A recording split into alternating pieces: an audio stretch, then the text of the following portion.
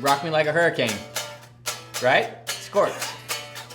That's good. Rock me like a hurricane.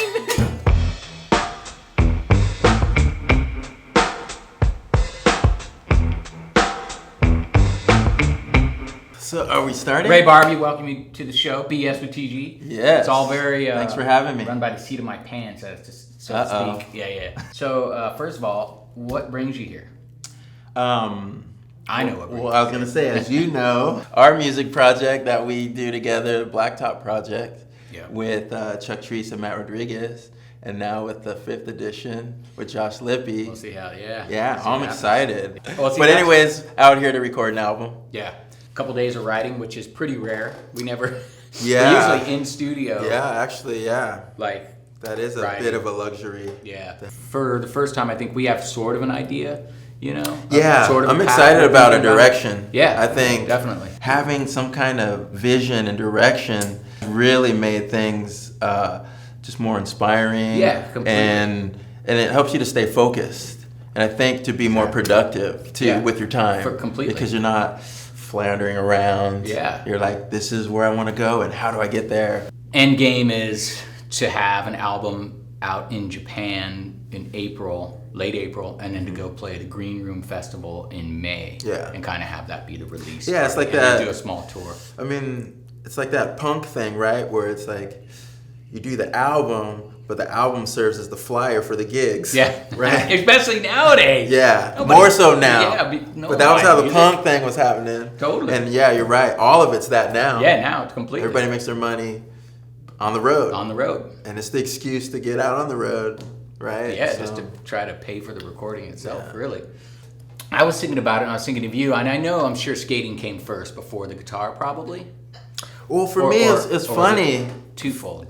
No, so I'm an MTV baby. Yeah. Right? So 80s, MTV comes out, and I'm in 5th grade.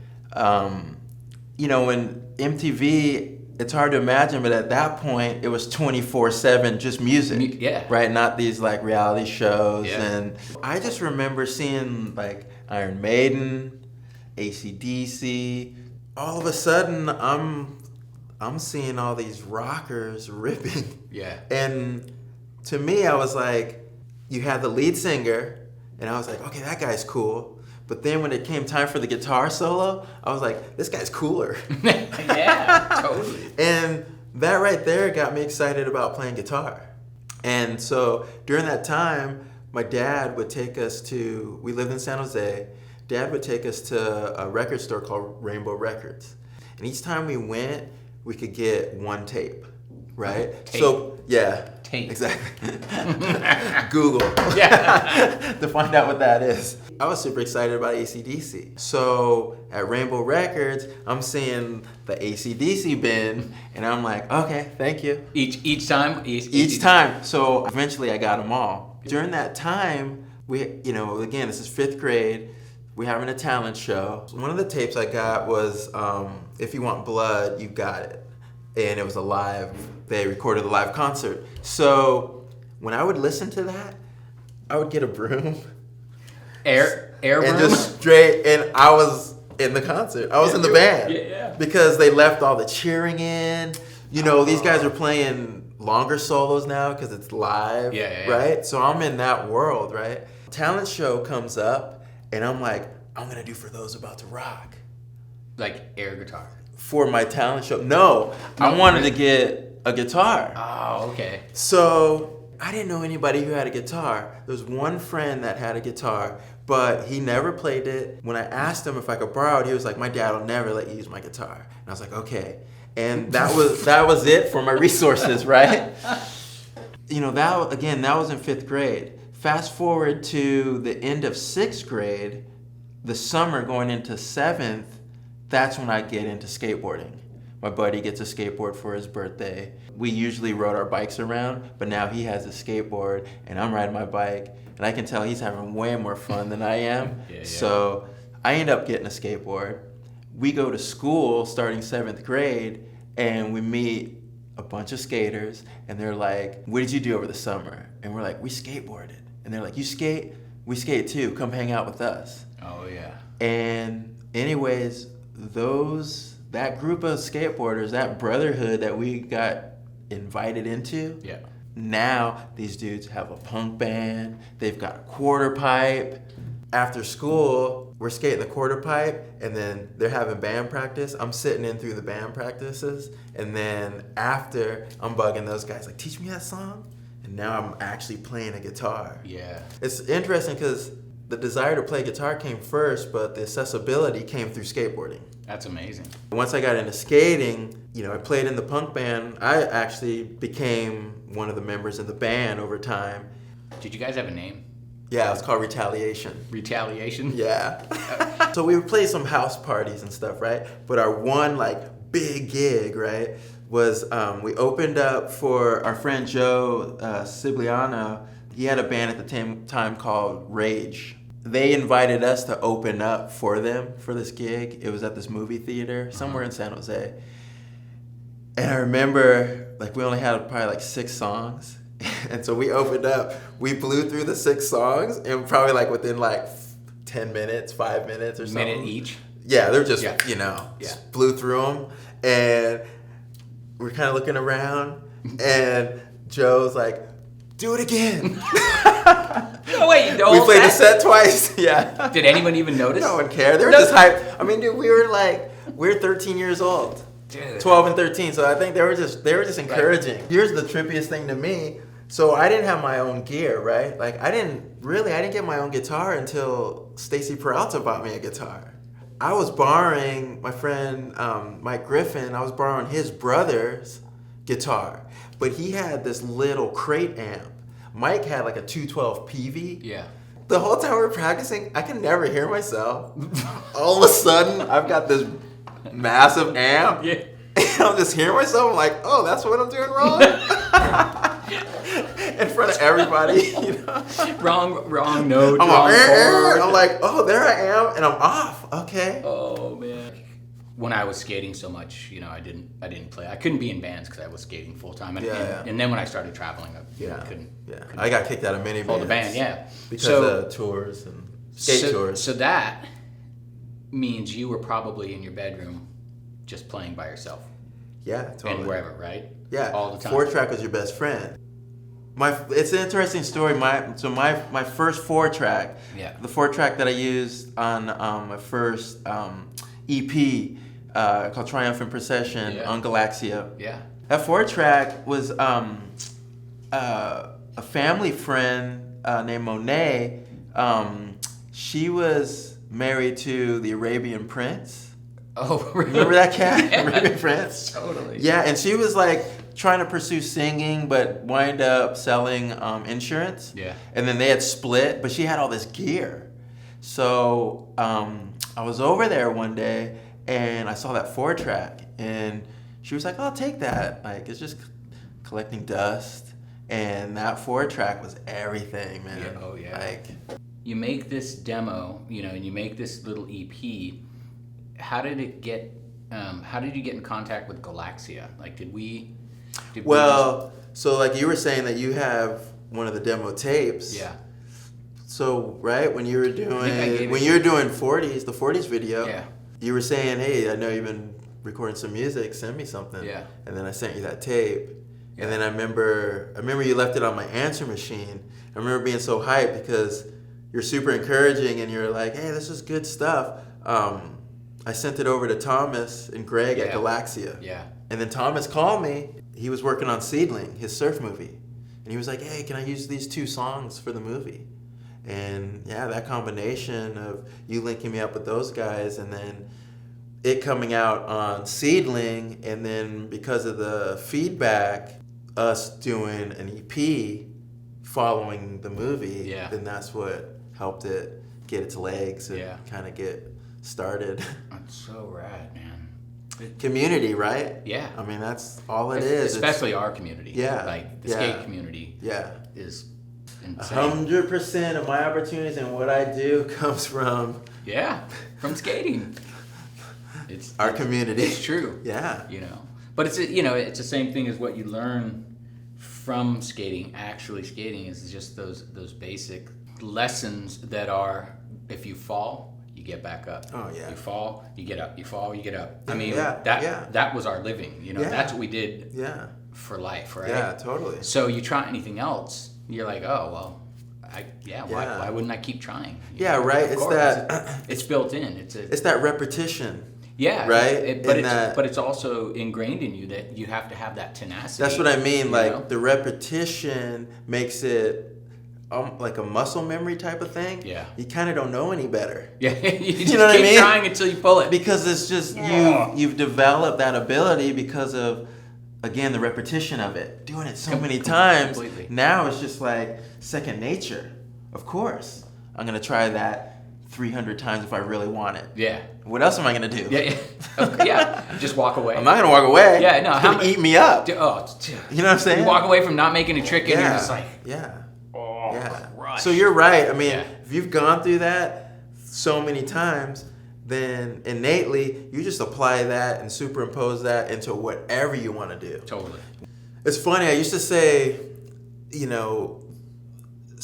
75% of the enjoyment is the process, Yeah. and like 25 is like the outcome. Right. I'm pushing into like 100% is the process, and like the process is everything. And I know what I'm sure a lot of people can relate to, especially skateboarders, is a big part of that process being fun and enjoyable is that process being challenging. Yeah. Right? Like, totally. Like if you're out filming and you get the trick done first try, I mean, obviously depending on the trick, Sure. sometimes you feel like, am I really done? Yeah. Like, Too easy. I think I got to do it again. Yeah. Real quick, we're gonna play a little game Uh-oh. that the crew around here came with. No, your no complies, Ray. Ray Barbee, do you know your no complies? Probably not. All right, we'll do it quick. Just the ones I do, I guess. Come on, who's that? Woo! It's shot. All right, for 100. So back there, it's a shot, and that's what you see right there, right? Okay. Wow, dude, who is that? Is that Costin? No. Look at the style. It's that's a tough one. Donovan. Okay. Yeah, he ripped. All right, this is obviously a fancy foot hop here. It's not Alex Olsen, is it? Hey! Look at that for 100. All right. Oh, dude, that's amazing. All right, real quick, who's that? Some old dude. Still trying to make it happen. Had to throw Ray in there, of course, right? And then, Oh, wow. this is a rad photo. Wow. That we found. I was trying to find a good vert photo, and there's like none of you, right? And that's like Yeah, dude. Is that the Right. San Jose warehouse? San Jose mini ramp comp or something. What many people don't know is, I think one of the first times I really met Ray was at a vert ramp. I missed the park era. Yeah. And then so when I got into skating, it was that tail end of the backyard ramp Yeah. era. Totally. Kind of thing. So to hop into skating, you quickly got on a ramp Yep. and started dealing with, in a good way. Yeah. It wasn't like a sentence or anything. But I mean, if you started skating, you learned to skate vert. Yeah. What happened was the mush ramp, Yeah. I was doing a body jar. To a body jar. Yeah. To a boom. Cracked my wrist. Oh. And while I had the cast, my parents were like, "You're not gonna skateboard with that cast." Yeah. And I'm like, "Okay," but Robert Torres had a backup board for me at his house, and I always hung out at his house after school. So what happened was, while I had my cast on, all I could do was skate street because I couldn't hop on the bus and take the hour that it would take to get out to the mush ramp, right? Totally. Without getting caught. And so during that same time, cats were pulling out jump ramps in the schoolyards. And so we'd end up over there, and then just a whole new world opened up during that time of having the cast and just being in the streets, if you will. Yeah. And I always say it's like, with vert, it was always catch up. Like, you had your list of tricks, right? Like, learn fake ollie, learn 50-50s, learn inverts, learn body jars. Okay, I'm gonna try eggplants. And then with street, it was like, that list was so short. Yeah. It was like, oh, kickflip, got that. Oh, we can do whatever. Yeah. Totally. So quickly, it was like, this is interesting. You did the AM thing, obviously, entered all the contests, killed them, did the demos. Then it was time to turn pro. What year was that? I turned pro in 89. 89. Yeah. Okay. Last year of high school. Right. I got my board while I was still in school.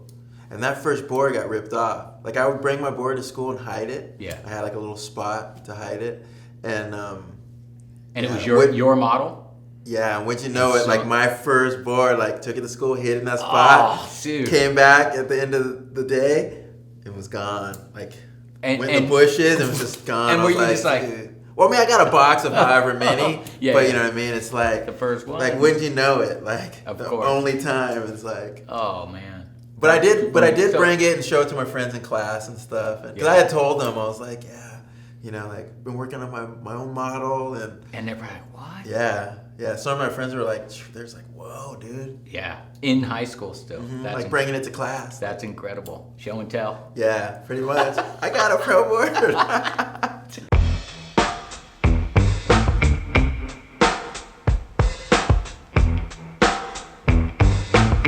Tommy, I had one plan. Let me make sure I got this right. I had one plan, right, that I was talking to Tommy about. Okay. Right? But then I was just thinking, and he didn't know that I was going to do this one part, right? Oh, man. But I was kind of Always. thinking, what if I gave you 10 seconds to play any song, name that tune, and you see if Tommy gets it, and then he gets to try it for 10 seconds and see if he can guess the tune that you play real quick, and hand it back and forth really quick. Go. Okay. Oh, wait. Rock Me Like a Hurricane. Right? Scorch. Good! Rock me like a hurricane. Okay, I got it. That was the first song I ever learned. Name this tune in 2 notes. Whoa, 2 notes. notes? There you No, go. no, 1 note, What? but 2 strokes. Hold on. Play this song. It's Okay, what song is that? Okay, it smells like Teen Spirit. No! That's what I thought too. Okay, hold on. Do it again. Wait. Oh, yeah, Sabbath? Oh! I don't... Smoke on the water. No? No. I don't know. What is it? Do it Okay, more. wait. Go.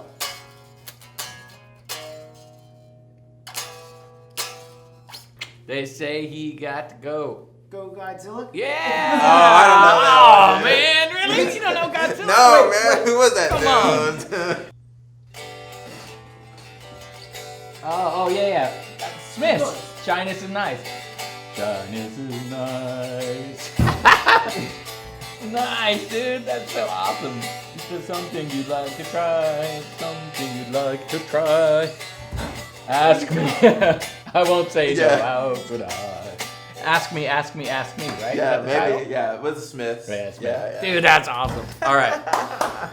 That's awesome. That was fun, man. Yeah. Thanks Do we have to become a cover band? Yeah. At this point? Thank you guys for hanging out and tuning in. Thanks, Ray. Yeah, That was man, thanks for man. having me. Now let's go try to write a record. Uh-oh. What? Uh-oh.